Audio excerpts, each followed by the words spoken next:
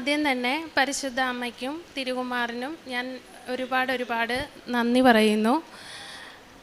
അമ്മയുടെ പ്രത്യക്ഷീകരണത്തിന് എന്നെയും എൻ്റെ കുടുംബത്തെയും സാക്ഷികളാക്കിയതിനും ഞാൻ ഒരുപാട് നന്ദി പറയുന്നു. എൻ്റെ പേര് രമ്യ. ഞാൻ ഇവിടെ അടുത്ത് തന്നെയാണ്, കോമളപുരത്ത് നിന്നാണ് വരുന്നത്. അമ്മയുടെ ഞാൻ പ്രാർത്ഥിച്ചതിൽ ഏറ്റവും വലിയ ഒരു അനുഗ്രഹമാണ് എൻ്റെ മക്കൾ. ഇത് ഇഷീൻ, ഇത് ഇനയ, ഇതെൻ്റെ ഹസ്ബൻഡ്, ഇത് അമ്മ. എനിക്ക് മാതാവ് തന്ന ഏറ്റവും വലിയ അനുഗ്രഹമാണ് എൻ്റെ മക്കൾ. അതിൻ്റെ സാക്ഷ്യം പറയാനായിട്ടാണ് ഞാനിവിടെ വന്നിരിക്കുന്നത്. ഞാൻ ഒരുപാട് പ്രാർത്ഥിച്ച് മാതാവിൻ്റെ ഇവിടെ വന്ന് മാതാവിനോട് അപേക്ഷിച്ചതാണ് എൻ്റെ ഈ മക്കൾ. ഞാൻ ആദ്യമായിട്ട് കൃപാസനത്തെക്കുറിച്ച് അറിയുന്നത് എൻ്റെ ചേച്ചി പറഞ്ഞിട്ടാണ്. അപ്പോൾ ഞാനിവിടെ വരികയും മാതാവിനോട് എനിക്ക് ഒരു കുഞ്ഞിനെ തന്ന് അനുഗ്രഹിക്കണമെന്നും ഞാൻ പറഞ്ഞിരുന്നു.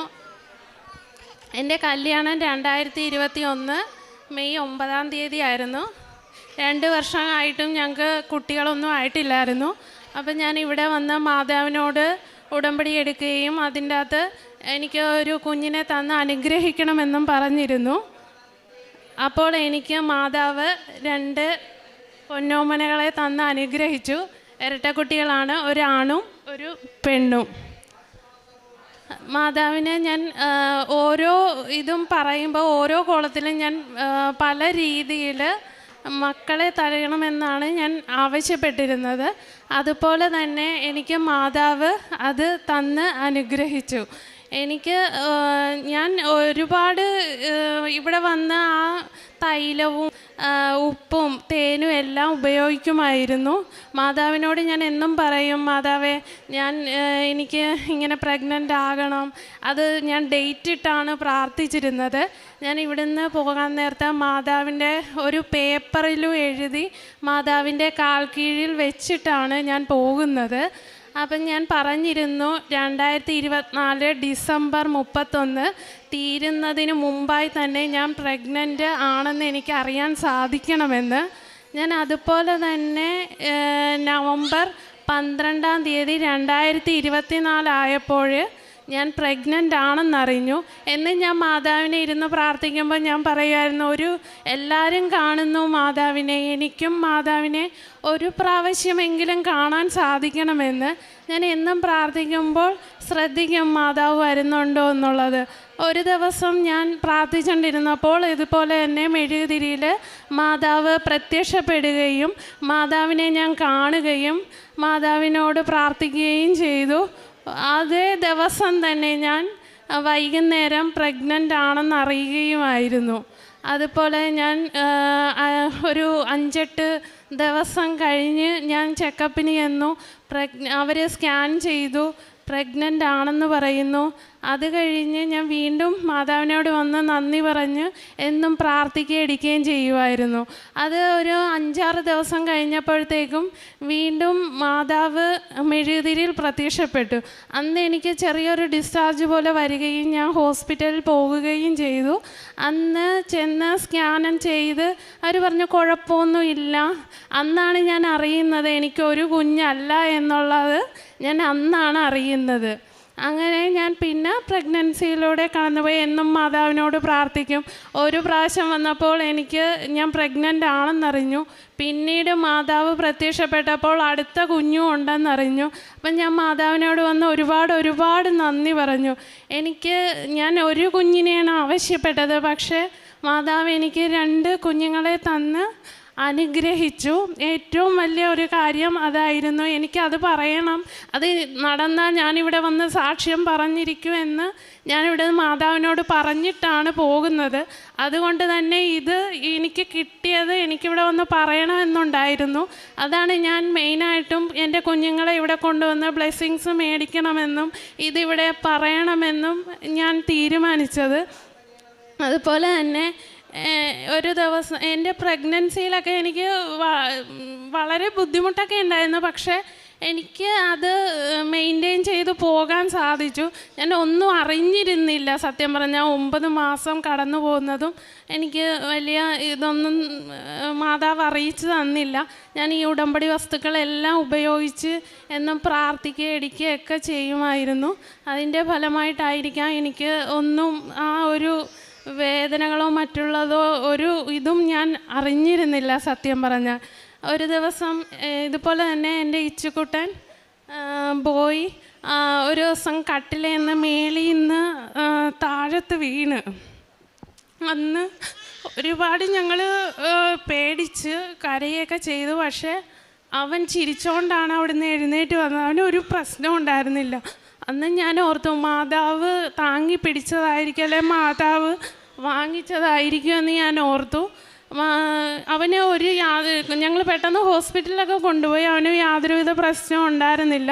അവൻ ശരിക്കും കരയ പോലും ചെയ്തില്ല. അവൻ അത്രയും മേളിൽ നിന്നാണ് താഴത്ത് വീണത്. പക്ഷെ അവന് യാതൊരുവിധ പ്രശ്നവും ഇല്ലാതെ പോകുകയാണ് ചെയ്തത്.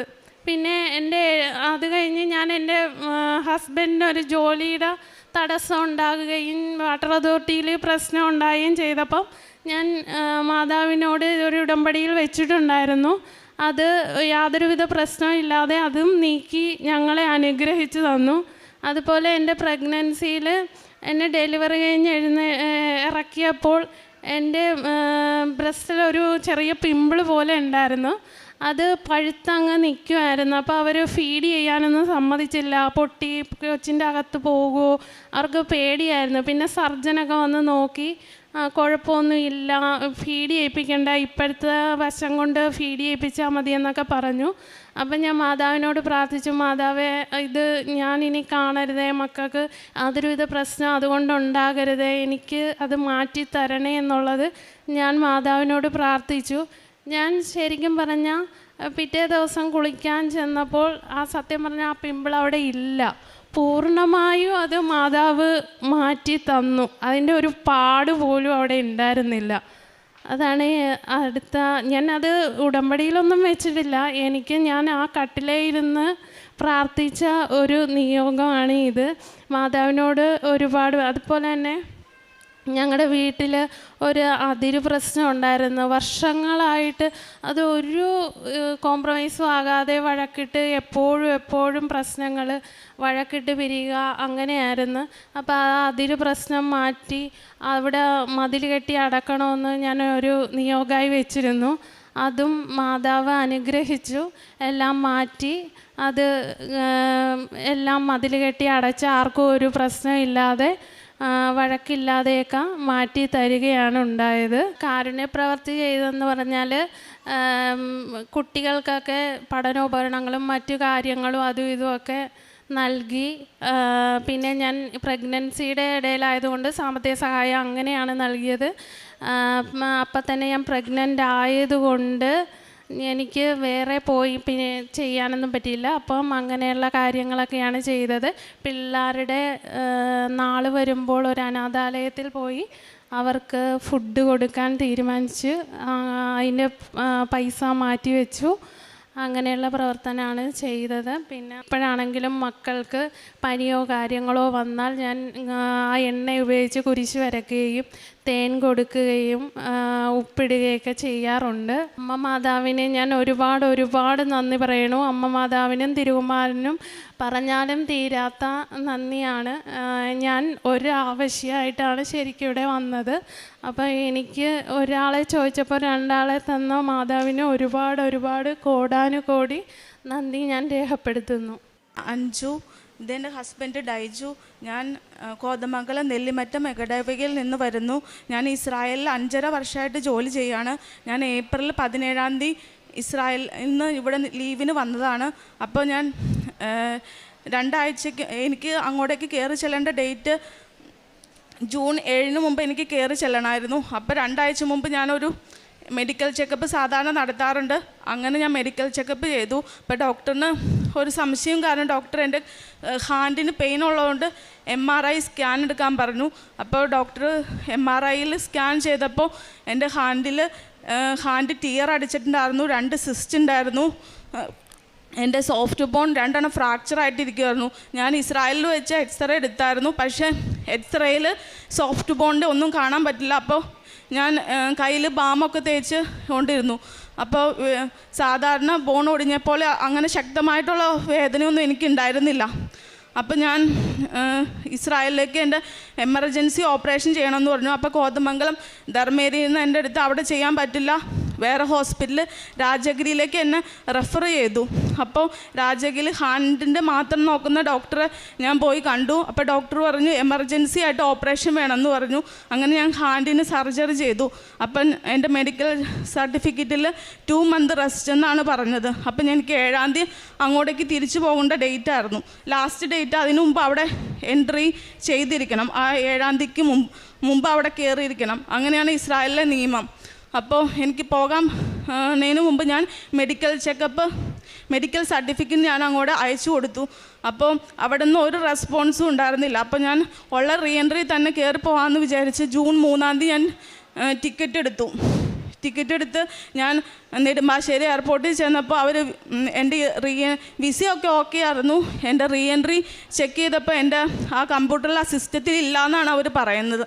അപ്പോൾ ഞാൻ ഇസ്രായേലോട്ട് വിളിച്ച് ചോദിച്ചപ്പോൾ അവർ പറഞ്ഞു മെഡിക്കൽ പ്രോബ്ലം ആയതുകൊണ്ട് എൻട്രി വിസ ക്യാൻസൽ ചെയ്തു എന്ന് പറഞ്ഞു. അപ്പം ഞാൻ എയർപോർട്ടിൽ നിന്ന് ഒത്തിരി സങ്കടത്തോടെ ഞാൻ തിരിച്ചു പോകുന്നു. ഇസ്രായേലിലെ ഒരു പ്രത്യേകതയുണ്ട്, മെഡിക്കലിൽ എന്തെങ്കിലും പ്രോബ്ലം വന്നാൽ പിന്നെ അവിടെ ഫുൾ ചെക്ക് ചെയ്തിട്ട് അവിടെ കയറ്റത്തുള്ളൂ. ഒരു ഉറപ്പുമില്ല പോകാൻ പറ്റുമെന്ന്. അപ്പോൾ ഞാൻ 2 മന്ത് റെസ്റ്റ്. അപ്പോൾ ഞാൻ രാത്രിയായിരുന്നു ഫ്ലൈറ്റ്. അപ്പോൾ പിറ്റേ ദിവസം ഞാൻ വന്നപ്പം ഞാൻ നേരെ ഇങ്ങോട്ടേക്കാണ് വന്നത്. അച്ഛനെ കണ്ടു ഒത്തിരി കരഞ്ഞു പ്രാർത്ഥിച്ചു. ഞാൻ അതിന് 2 ആഴ്ച മുമ്പ് ഇവിടെ വന്ന് ഉടമ്പടി പുതുക്കിയിട്ടാണ് പോയത്. അന്നേരം ഒന്നും എനിക്ക് അറിയില്ലായിരുന്നു ഹാൻഡിന് പ്രോബ്ലം ഉണ്ട്, അങ്ങനെയൊന്നും എനിക്കറിയില്ലായിരുന്നു. പെട്ടെന്ന് പോകാൻ നേരത്തുള്ള മെഡിക്കൽ ചെക്കപ്പിലാണ് എല്ലാം അറിഞ്ഞത്. അപ്പം ഞാൻ അച്ഛൻ്റെ അടുത്ത് എല്ലാ കാര്യങ്ങളും പറഞ്ഞു. അച്ഛൻ തലയ്ക്ക് കൈ പിടിച്ച് പ്രാർത്ഥിച്ചു. എൻ്റെ പാസ്പോർട്ടും എൻ്റെ പോകാനുള്ള ആ പഴയ റീഎൻട്രിയുടെ ടിക്കറ്റും എല്ലാം അച്ഛൻ മാതാവിൻ്റെ മുമ്പിൽ സമർപ്പിച്ച് പ്രാർത്ഥിച്ചു. ധൈര്യമായിരിക്കാൻ പറഞ്ഞു. ഞാൻ അങ്ങനെ വീട്ടിലോട്ട് തിരിച്ചു പോന്നു. എൻ്റെ ഹസ്ബൻഡും കൂടെ വന്നായിരുന്നു. അന്ന് ഹസ്ബൻഡും ഞാനും ഉടമ്പടി നേരത്തെ എടുത്തായിരുന്നു. ഹസ്ബൻഡ് അന്ന് തന്നെ പിന്നെയും ഉടമ്പടി എടുത്തു. അങ്ങനെ ഞങ്ങൾ വീട്ടിലോട്ട് പോന്നു. ഉടമ്പടിയിലെ എല്ലാ ജീവിത മാർഗത്തിലൂടെ നയിച്ചു. അടുത്ത മാസം 12-ാം തീയതിയാണ് എൻ്റെ ഓപ്പറേഷൻ കഴിഞ്ഞിട്ട് 2 മാസം തികയുന്നത്. ഇവിടെ നിന്ന് വന്ന് 2 ആഴ്ച കഴിഞ്ഞ് ഇന്നലെ യാദർശികമായിട്ട് അവിടെ നിന്ന് എൻ്റെ നോക്കണ അമ്മച്ചിയുടെ ഫാമിലി എല്ലാം ഇടപെട്ടു. ഞാൻ അവരോട് വിളിച്ച് പറഞ്ഞപ്പോൾ അങ്ങനെയൊന്നും സാധാരണ അവിടെ ഒരിക്കലും നടക്കാറില്ല. റീഎൻട്രി എന്ന് വെച്ചാൽ അവിടുത്തെ പ്രത്യേക എൻട്രിയാണ്. അവിടെ അങ്ങനെയൊന്നും ഒരിക്കലും നടക്കാറില്ലാത്തതുകൊണ്ട് ഞാൻ അച്ഛൻ്റെ അടുത്ത് പ്രത്യേകം പറഞ്ഞ് പ്രാർത്ഥിക്കാനൊക്കെ പറഞ്ഞു. അപ്പോൾ ഇന്നലെ എനിക്ക് 2 മാസത്തിന് അച്ഛനെ കണ്ട് 2 ആഴ്ച കഴിഞ്ഞപ്പോൾ ഇന്നലെ എനിക്ക് വിസ വന്നു. അവിടെ നിന്ന് അടുത്ത വ്യാഴാഴ്ച ഞാൻ തിരിച്ചു കയറി പോവുകയാണ് അങ്ങോട്ടേക്ക്. അങ്ങനെ മാതാവ് എനിക്ക് വലിയൊരു അനുഗ്രഹമാണ് എനിക്ക് തന്നത്. ഞാൻ എനിക്ക് തന്ന പത്രങ്ങളെല്ലാം ബസ് സ്റ്റാൻഡിൽ ഞാനും എൻ്റെ ഹസ്ബൻഡും കൂടി ബസ് സ്റ്റാൻഡിലും ഓട്ടോ സ്റ്റാൻഡിലും എല്ലായിടത്തും കൊടുത്തു. ഞാൻ പാവപ്പെട്ടവരെ സഹായിച്ചു. അനാഥാലയത്തിൽ ഫുഡ് കൊടുത്തു. എന്നും ഞാൻ ഇവിടെ വന്നതിന് ശേഷം എന്നും ഞാൻ ബൈബിളിൽ വായിക്കുമായിരുന്നു. എൻ്റെ ഹാൻഡിന് പെയിൻ അല്ലാത്ത സമയത്ത് ഞാൻ എന്നും പള്ളിയിൽ പോയിക്കൊണ്ടിരുന്നാണ്. ഞാൻ വീട്ടിലിരുന്ന് യൂട്യൂബിലൂടെ എന്നും കുർബാന കാണുമായിരുന്നു. അങ്ങനെയൊക്കെ ഇതിൻ്റെ ഫലമായി മാതാവ് പ്രത്യേകമായിട്ട് എൻ്റെ ജീവിതത്തിൽ ഇടപെട്ടു. പിന്നെ ഞാൻ അച്ഛൻ്റെ അടുത്തുനിന്ന് പോയ അന്ന് ഞാൻ ഡേറ്റ് ഇട്ട് ഞാൻ പ്രാർത്ഥിച്ചായിരുന്നു. എനിക്ക് 17 എന്ന് പറഞ്ഞാൽ 7 എന്ന് പറഞ്ഞാൽ മാതാവിൻ്റെ ഡേറ്റ് ആണല്ലോ. അപ്പോൾ അന്ന് തന്നെ വിസ വന്നെന്ന് പറഞ്ഞു. ഇന്നലെ ഉച്ചയ്ക്ക് എപ്പോഴും ഞാൻ മൊബൈലെടുത്ത് നോക്കും, വന്നോ എന്ന് നോക്കിക്കൊണ്ടിരുന്നു. വൈകുന്നേരം 4:30 ആയപ്പോഴത്തേക്കും എൻ്റെ എൻട്രി പെർമിറ്റ് വന്നു. അത് കഴിഞ്ഞിട്ട് ഞാൻ ഇന്ന് സാക്ഷ്യം പറയാൻ വന്നതാണ് അതിനു വേണ്ടി. അങ്ങനെ എനിക്ക് മാതാവിൽ നിന്ന് ഒത്തിരി അനുഗ്രഹങ്ങൾ ലഭിച്ചിട്ടുണ്ട്. വേറെ ഒരു സാക്ഷ്യം എന്ന് പറഞ്ഞാൽ ഞാൻ ഇസ്രായേലായിരുന്നപ്പോൾ എൻ്റെ ഹസ്ബൻഡിന് ചെറിയൊരു ചെസ്റ്റ് പെയിൻ വന്നായിരുന്നു. അപ്പോൾ കോതമംഗലം ധർമ്മയിൽ അഡ്മിറ്റായി. പെട്ടെന്ന് ICU കയറ്റി CCUവിൽ അഡ്മിഷൻ പറഞ്ഞു. അപ്പോൾ ഞാൻ അവിടെ ഇരുന്ന് എനിക്ക് ടെൻഷനായിട്ട് മാതാവിൻ്റെ ഉപ്പും തേനും ഒക്കെ ഞാൻ എൻ്റെ ദേഹത്തും ചെസ്റ്റിലും ഒക്കെ പുരട്ടി പ്രാർത്ഥിച്ചു. എല്ലാ ടെസ്റ്റുകളും നോർമൽ ആകണേന്ന് പറഞ്ഞു. അങ്ങനെ TMT എന്ന് പറഞ്ഞ വലിയൊരു ടെസ്റ്റ് ചെയ്തു, ട്രോപ്പായി എന്ന് പറഞ്ഞ വലിയൊരു ടെസ്റ്റ് ചെയ്തു. അതെല്ലാം നോർമലായി. പിറ്റേ ദിവസം തന്നെ ഹസ്ബൻഡ് ഡിസ്ചാർജ് ആയി വീട്ടിൽ വന്നു. അങ്ങനെ മാതാവും ഈശോവും വഴി എനിക്ക് ഒത്തിരി അനുഗ്രഹം ലഭിച്ചതിന് 1000 നന്ദി. എനിക്ക് ആത്മീയ ജീവിതം എന്ന് പറഞ്ഞാൽ ഞാൻ ഒത്തിരി ദൈവമായിട്ട് കൂടുതൽ ഇടപെട്ടു. എൻ്റെ ജീവിതത്തിൽ ഒത്തിരി ഇടപെട്ടു ദൈവം. പിന്നെ എനിക്കൊരു പ്രത്യേക വചനം ദൈവം എനിക്ക് ഇതിലൂടെ തന്നെ, ദൈവത്തിനൊന്നും അസാധ്യമല്ല എന്നുള്ള ഒരു വചനം. ഞാൻ എന്നും ബൈബിൾ വായിക്കുമായിരുന്നു. അരമണിക്കൂറിൽ കൂടുതൽ ഞാൻ എന്നും ബൈബിൾ വായിച്ചു. എന്നും കുർബാനയിൽ പങ്കെടുത്തു. അങ്ങനെ ഒട്ടനവധി കാര്യങ്ങൾ എനിക്ക് ദൈവമായിട്ട് ആത്മീയ ബന്ധത്തിൽ ഏർപ്പെടാൻ പറ്റി. കാരുണ്യ പ്രവർത്തികൾ എന്ന് പറഞ്ഞാൽ ഞാൻ അനാഥാലയത്തിൽ ഫുഡ് കൊടുത്തു, പാവപ്പെട്ടവരെ സഹായിച്ചു, പൈസ ഇല്ലാത്തവരൊക്കെ പൈസ കൊടുത്ത് സഹായിച്ചു. അങ്ങനെയൊക്കെ ഒത്തിരി ഇതുവഴി, ഈ ഉടമ്പടി വഴി എനിക്ക് ഒത്തിരി ചെയ്യാൻ പറ്റി. ഈ എല്ലാ അനുഗ്രഹവും തന്നെ ഈശോയ്ക്ക് ഞാൻ 1000 ഈശോയ്ക്കും മാതാവിനും 1000 നന്ദി പറയുന്നു. വിശുദ്ധ മാർക്കോസിൻ്റെ സുവിശേഷം 11-ാം അധ്യായം 23-ാം തിരുവചനം. സത്യമായി ഞാൻ നിങ്ങളോട് പറയുന്നു, ആരെങ്കിലും ഈ മലയോട് ഇവിടെ നിന്ന് മാറി കടലിൽ ചെന്ന് വീഴുക എന്ന് പറയുകയും ഹൃദയത്തിൽ ശങ്കിക്കാതെ താൻ പറയുന്നത് സംഭവിക്കുമെന്ന് വിശ്വസിക്കുകയും ചെയ്താൽ അവന് അത് സാധിച്ചു കിട്ടും. അഞ്ജു ഡൈജു എന്ന ഈ കപ്പിൾ ഇവിടെ വന്ന് പ്രത്യക്ഷീകരണ സാക്ഷ്യം ഏറ്റു പറയുമ്പോൾ സമയച്ചുരുക്കത്തിൻ്റെ അമ്മ അവർക്ക് not by merit but by grace എന്ന അടിസ്ഥാനത്തിലാണ് എൻട്രി വിസ ക്യാൻസലായിരുന്ന സമയത്ത് ഇസ്രായേലിലേക്ക് വീണ്ടും തിരിച്ചു പോകാനുള്ള ഒരു വലിയ സാധ്യതയുടെ വഴി തുറന്നു കൊടുത്തിരിക്കുന്നത്. വഴിയും സത്യവും ജീവനുമായ ഈശോയ്ക്ക് പരിശുദ്ധ അമ്മ എന്തു തന്നെ ആവശ്യപ്പെട്ടാലും അത് നിരാകരിക്കാൻ സാധിക്കുകയില്ല എന്നാണ് ഓരോ സാക്ഷ്യങ്ങളും പ്രത്യക്ഷീകരണ സാക്ഷികളിലൂടെ ഒന്ന് ഏറ്റു പറയുന്നത്. എല്ലാം ഈ മകൾ വിവരിച്ചതുപോലെ തന്നെ യാതൊരു സാധ്യതകളുമില്ല. കാരണം മെഡിക്കൽ റിപ്പോർട്ട് സബ്മിറ്റ് ചെയ്തെങ്കിൽ കൂടി അവരത് ആക്സെപ്റ്റ് ചെയ്യണമെന്ന് യാതൊരു നിർബന്ധവുമില്ല. പക്ഷേ ഈ മകൾ ശുശ്രൂഷ ചെയ്യുന്ന, ജോലി ചെയ്യുന്ന ആ വീട്ടിലെ കുടുംബക്കാർ ഇടപെട്ടെങ്കിലും അത് ഇടപെടാനുണ്ടായ സാഹചര്യമെല്ലാം പരിശുദ്ധ അമ്മയുടെ വലിയ മാധ്യസ്ഥമാണെന്ന് ഈ സാക്ഷ്യത്തിൽ നമുക്ക് മനസ്സിലാക്കാം. ഇവർക്ക് റീ എൻട്രിയിൽ തിരിച്ചു പോകാൻ പോലും സാധ്യമല്ലായിരുന്നു.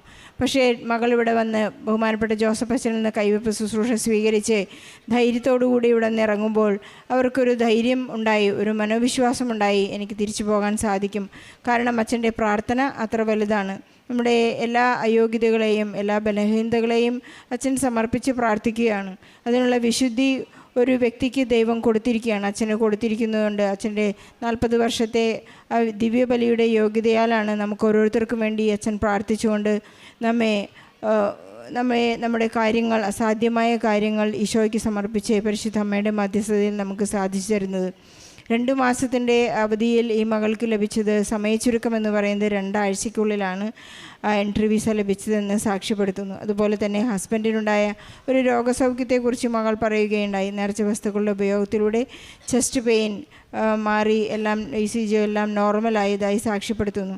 നാം എവിടെയാണോ നമ്മുടെ ഉടമ്പടി വിശുദ്ധിയോടും വിശ്വസ്തയോടും കൂടി ആചരിക്കുന്നത്, പ്രവർത്തിക്കുന്നത്, ഈശോ കൺക്ലൂഡ് ചെയ്ത വലിയ ദൈവകൽപ്പന അതാണ്, നീ നിൻ്റെ ദൈവമായ കർത്താവിനെ പൂർണ്ണ ഹൃദയത്തോടും പൂർണ്ണാത്മാവോടും പൂർണ്ണ മനസ്സോടും സർവ്വശക്തിയോടും കൂടി ആരാധിക്കുക, നിൻ്റെ ദൈവം നിന്നെപ്പോലെ നിൻ്റെ അയൽക്കാരനെയും സ്നേഹിക്കുക എന്ന ഒരു വലിയ സിദ്ധാന്തം, വലിയ സ്നേഹത്തിൻ്റെ കൽപ്പന നാം എന്നാണോ പാലിക്കാൻ തുടങ്ങുന്നത് അവിടെയെല്ലാം ഈശോ കൃത്യമായി നമുക്ക് സാധ്യതകൾ തുറന്നു തരും എന്ന് നമുക്ക് ഈ സാക്ഷ്യത്തിലൂടെ പൂർണ്ണമായി വിശ്വസിക്കാം.